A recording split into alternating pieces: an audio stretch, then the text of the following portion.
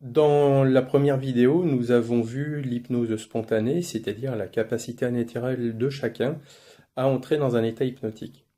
Alors quand on le fait sans s'en apercevoir, évidemment c'est simple, et quand il s'agit de laisser une autre personne nous amener dans cet état, évidemment cela peut amener de l'appréhension, et c'est tout à fait naturel parce que on peut avoir l'impression de laisser les clés de son cerveau à un tiers.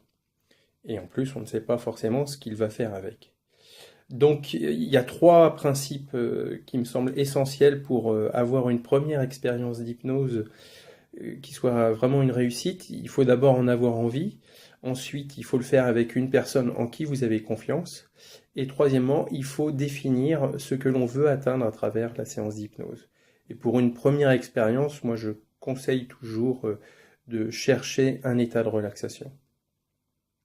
L'hypnose touche à notre intimité psychique et j'ai envie de dire, comme pour toute première fois, il est important de le faire dans un cadre respectueux de soi-même et sécurisant.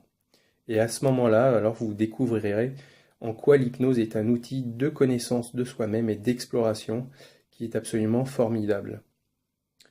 Alors, il peut rester une question qui trotte dans la tête de certains et qui elle-même est une question qui est souvent abordée, à savoir, vais-je perdre conscience pendant la séance d'hypnose? Ça, c'est ce que nous abordons dans la prochaine vidéo. À bientôt.